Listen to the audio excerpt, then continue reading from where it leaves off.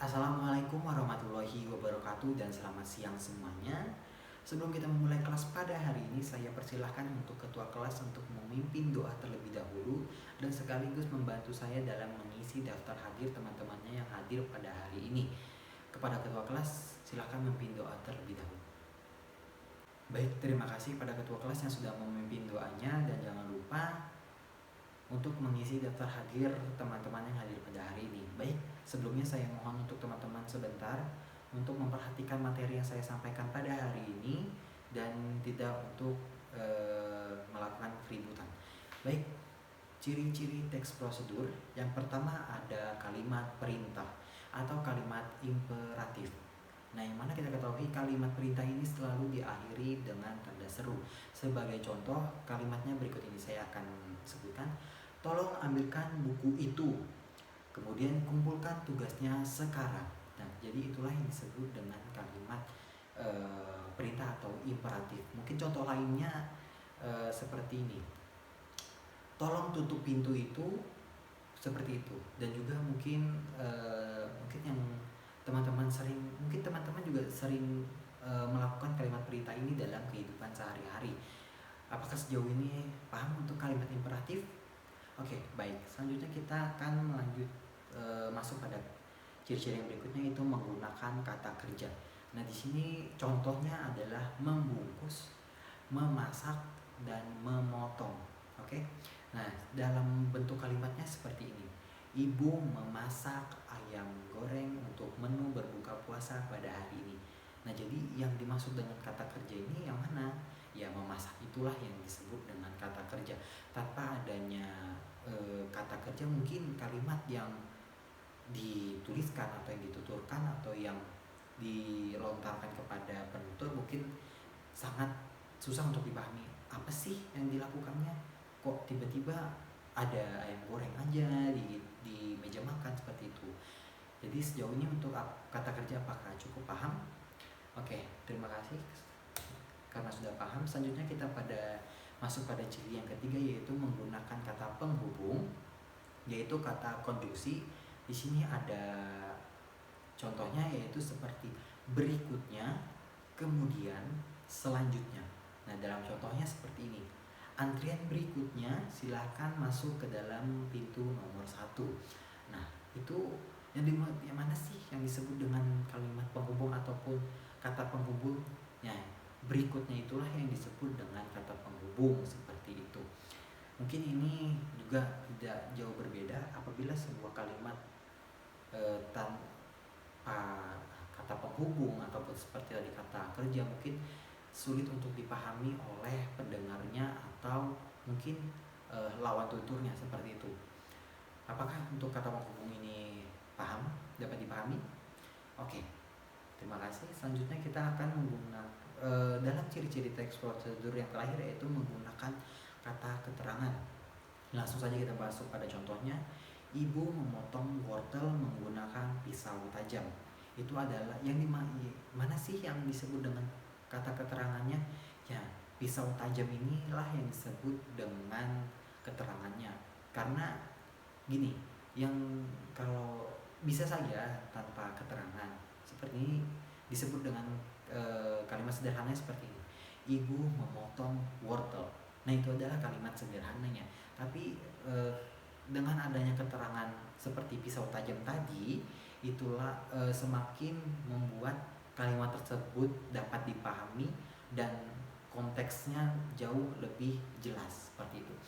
Nah, itulah tadi keempat ciri-ciri dalam teks prosedur. Yang pertama menggunakan kalimat perintah, kemudian kata kerja, kata penghubung, dan kata keterangan. Sejauh ini apakah dapat dipahami untuk ciri-ciri teks prosedur? Oke, baik, terima kasih.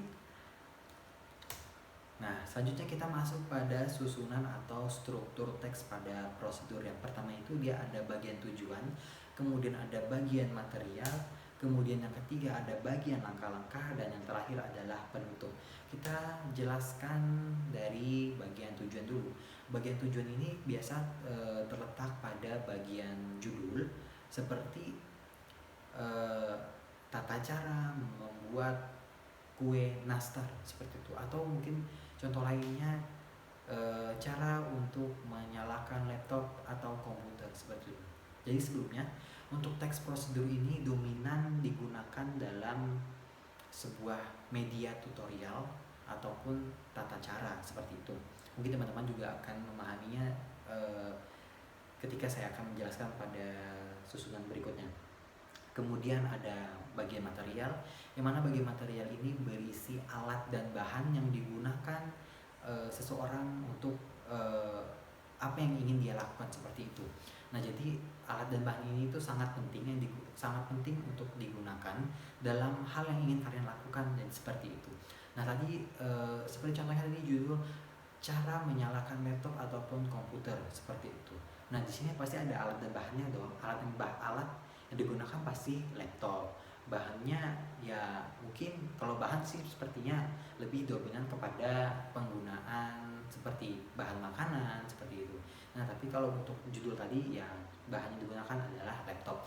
Kemudian di sini ada bagian langkah-langkah, yaitu ya ini tadi bagaimana bagaimana sih cara kita menyalakan laptop itu. Nah, tapi pastikan kita bingung nih kalau nggak ada langkah-langkah nih, apa yang harus dilakukan pertama ini kita harus melakukan apa, kemudian kedua kita harus melakukan apa seperti itu. Nah, jadi langkah-langkah ini memandu kita dalam melakukan sesuatu. Kemudian yang terakhir ada penutup.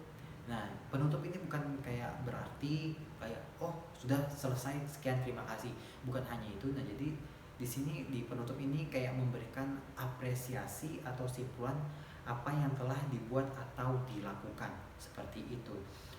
Jadi untuk susunan struktur teks pada prosedur tadi ada bagian tujuan yang terletak biasanya pada judul, kemudian bagian material yang terdiri dari alat dan bahan, yang biasa alat ini yang kita gunakan, bahan juga yang kita gunakan seperti itu. Kemudian ada bagian langkah-langkah atau tata caranya, kemudian ada penutup seperti itu. Sejauh ini apakah cukup paham untuk bagian struktur teks prosedur? Baik, terima kasih. Nah, yang selanjutnya adalah jenis-jenis teks prosedur. Di sini ada 3. Yang pertama ada teks prosedur sederhana, teks prosedur protokol, dan teks prosedur kompleks. Kita akan jelaskan satu persatu. Yang pertama teks prosedur sederhana. Teks prosedur ini hanya berisi 2 atau 3 langkah petunjuk saja. Sebagai contohnya itu seperti tadi, bagaimana tata cara menyalakan laptop seperti itu. Nah, jadi dia ini jauh lebih sederhana. Mungkin juga ada dalam sisi sampingnya membuat orang yang menyaksikan, yang menyimak sedikit mungkin kurang paham seperti itu, karena dia hanya 2 atau 3 langkah petunjuk saja, itu untuk prosedur sederhana. Kemudian teks prosedur protokol. Di sini teks ini memiliki langkah-langkah yang cukup sederhana dan dapat dipahami seperti itu. Nah, jadi protokol ini, yang prosedur protokol ini dia tidak jauh berbeda dengan teks prosedur sederhana. Dia juga memiliki langkah-langkahnya. Maksudnya kayak yang membedakannya pada teks prosedur sederhana, karena sederhana tadi hanya memiliki 3 sampai 2 langkah, 2 sampai 3 langkah-langkah petunjuk saja. Nah, pada prosedur protokol ini dia lebih dari 3 langkah-langkah seperti itu, sehingga dia dapat dengan mudah lebih dipahami. Nah, pada selanjutnya ini adalah teks prosedur kompleks.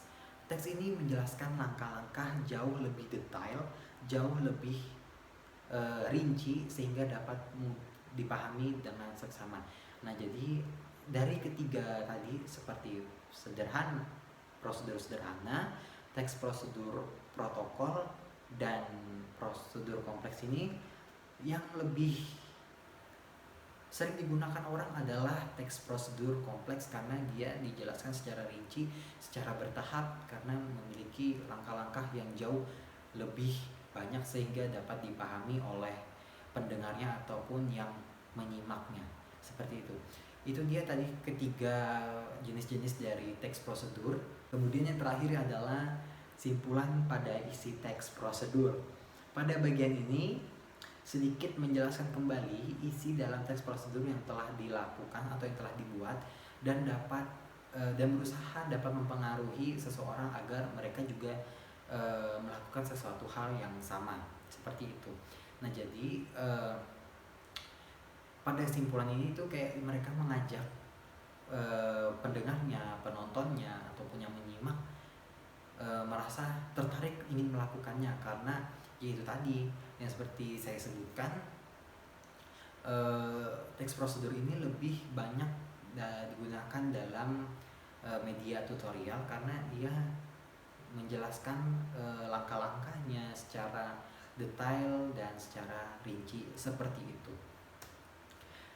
Oke, materi kita selesai pada hari ini, yaitu tadi pertama kita mulai dari ciri-ciri, kemudian ada susunan teks prosedur, kemudian ada jenis-jenis teks prosedur, dan yang terakhir ada simpulan dari isi teks prosedur.